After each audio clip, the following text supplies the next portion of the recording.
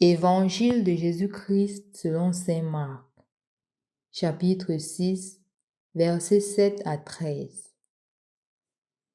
En ce temps-là, Jésus appela les 12.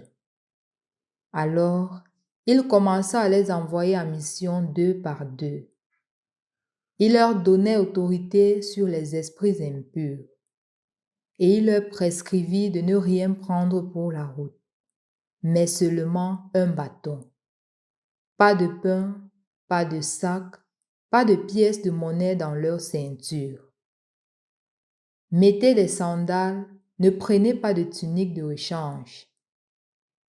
Il leur disait encore, quand vous avez trouvé l'hospitalité dans une maison, restez-y jusqu'à votre départ. Si dans une localité, on refuse de vous accueillir et de vous écouter, partez et secouez la poussière de vos pieds. Ce sera pour eux un témoignage. Ils partirent et proclamèrent qu'il fallait se convertir. Ils expulsaient beaucoup de démons, faisaient des onctions d'huile à de nombreux malades et les guérissaient.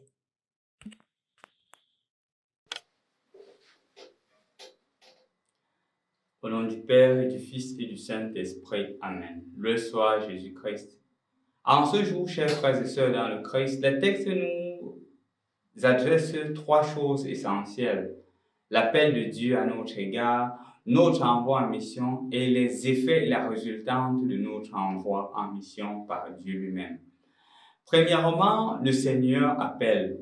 De la même manière qu'il m'appelle, de cette même manière, le Seigneur t'appelle chaque jour premièrement, à l'imiter à travers la sainteté, parce que la première vocation, c'est l'appel à la sainteté. Et justement, cet appel ne doit pas rester centré sur nous-mêmes. Cet appel est orienté vers les autres. Et étant orienté vers les autres, ça n'implique pas qu'il y a des conditions prérequises pour recevoir l'appel de Dieu. Quand je parle de conditions prérequises, c'est un peu comme pour dire qu'il faudrait que tu sois d'une certaine carrure, d'un certain statut pour recevoir l'appel de Dieu. Au contraire, Dieu appelle ceux qu'il veut, comme il veut et à l'heure qu'il veut. C'est ça Dieu. Dieu est Dieu et il n'en est pas d'autre. Remarquons par exemple dans la première lecture d'aujourd'hui où le Seigneur appelle Amos. Et justement, Amazias est en train de critiquer cet appel. Pourquoi? Parce que Amazias se dit que mais pourquoi est-ce que toi tu viens annoncer la parole de Dieu à Bethel, qui est justement la maison de Dieu, la maison où le Seigneur s'est révélé à Abraham, où le Seigneur par 2 fois s'est révélé à Jacob, où le Seigneur a mis une échelle où les anges descendaient pour prendre soin de Jacob. Et justement, c'est là où le Seigneur adresse la promesse à Jacob qu'il donnera cette terre à lui et à sa descendance. Donc Bethel était justement le lieu saint. C'était le lieu aussi où il y avait le 2e royaume d'Israël, puisque cela était déjà divisé. Et Amazias vient dire, va annoncer la prédication ailleurs. Parce que ici, c'est le royaume. C'est la cité du grand roi. Tu ne peux pas venir annoncer la bonne nouvelle ici. Et c'est à Amos de dire, moi, j'étais bouvier et je prenais soin de mes sycomores. J'étais concentré à faire autre chose en dehors de ce que je suis en train de faire maintenant. Je ne m'imaginais même pas être en train d'être prophète parce que je ne suis ni prophète ni fils de prophète. Je n'étais pas. J'étais seulement bouvier et je prenais soin de mes sycomores. Mais le Seigneur m'a appelé. C'est le Seigneur qui m'a institué de devenir prophète. Et le Seigneur qui m'a envoyé d'annoncer. Comme pour dire que le Seigneur appelle qui il veut, quand il veut, comme il veut. Si on regarde aussi bien l'appel des 12 disciples, même si cela n'a pas été mentionné ici, on se rendra compte que parmi les disciples, il y a des collecteurs d'impôts. Parmi les disciples, il y a des pharisiens. Parmi les disciples, il y a des zélotes. Parmi les disciples, il y a des sadducéens. Parmi les disciples, il y a une variété de personnes. Il y a une très grande variété de personnes. Et justement, Jésus les appelle ensemble. Jésus ne tient pas compte du statut, celui-ci a fréquenté, celui-ci n'a pas fréquenté, celui-ci est riche, celui-ci est pauvre. Donc je prends une certaine catégorie, tout le monde est appelé par Dieu. Tout le monde. Et donc, c'est pour te faire comprendre que le Seigneur t'appelle toi aussi. Et le Seigneur ne t'appelle pas parce que tu es parfait. Le Seigneur ne t'appelle pas parce que tu es digne. Il n'y a pas une question de dignité dans l'appel de Dieu. C'est parce qu'il t'aime. C'est Sainte Thérèse de l'Enfant Jésus qui aimait cette parole. Le Seigneur appela ceux qu'il voulait. Ceux qu'il voulait. Pas parce qu'on mérite, mais parce qu'il nous aime. Pas parce qu'on est saint, mais parce qu'il nous aime. C'est ce que le Seigneur t'adresse et m'adresse.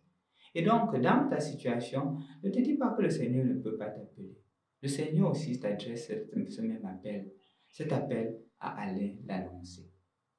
Remarque bien que l'appel de ce jour n'est pas un envoi en mission solitaire, c'est un envoi en mission solidaire. Le Seigneur envoie deux par deux. C'est vrai que dans la culture juive de l'époque, deux symbolisait la véracité d'un témoignage. Quand tu allais annoncer quelque chose, une nouvelle à quelqu'un, et que tu étais seul, on doutait de ce témoignage-là. Mais quand vous étiez deux, on commençait à dire que oui, ce témoignage est vrai parce qu'ils sont deux. Rappelez-vous l'histoire où Daniel sauve la femme qui est sur le point d'être condamnée parce que les vieillards étaient au nombre de deux. Justement, le Seigneur prend soin de dire, la meilleure annonce de l'évangile, c'est une annonce communautaire.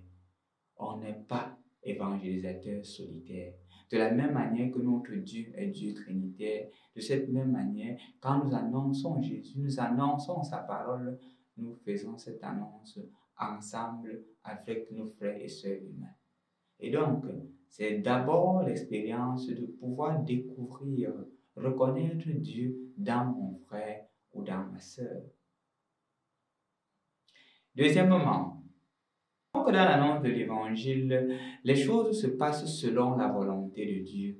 Et puisque c'est Dieu qui appelle, l'attitude du chrétien ou de l'appelé, c'est de suivre les normes. C'est pour cela que Jésus donne des prescriptions, sandales, bâtons. Et il dit même que dans une ville où vous ne serez pas accueillis, secouez même la poussière de vos sandales. C'est très significatif pour un juif. Premièrement, parce que dans la culture juive, quand un juif traversait une terre païenne et qu'il entrait dans la terre sainte en Israël, il devait secouer la poussière de ses sandales pour se séparer justement de cette ancienne vie, de ce péché, de cette impureté pour entrer dans la terre sainte. Ici, ça pourrait aussi avoir cette connotation, mais ça a plus une connotation dans le sens du détachement, que ce que nous sommes appelés à vous annoncer, c'est justement la parole de Dieu, et même la poussière qui est liée à vous, nous vous la laissons parce que ce qui est essentiel, c'est l'annonce de la parole de Dieu. Que c'est beau.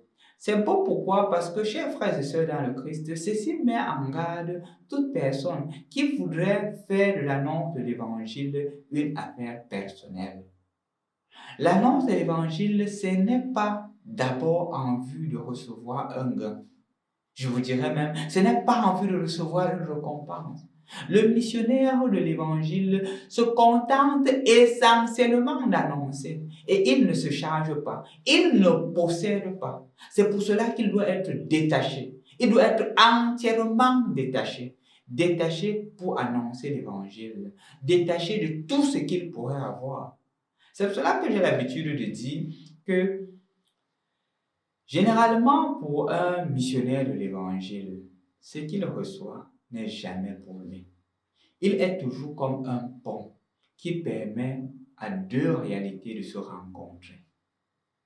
Je dis même souvent, quand j'ai la rencontre avec certaines personnes que je considère ayant assez pour pouvoir partager, que le rôle du prêtre, c'est d'être le pont entre ces deux réalités-là, pour que le riche et le pauvre viennent ensemble, pour que celui qui est en difficulté soit là pour recevoir la consolation de celui qui peut consoler.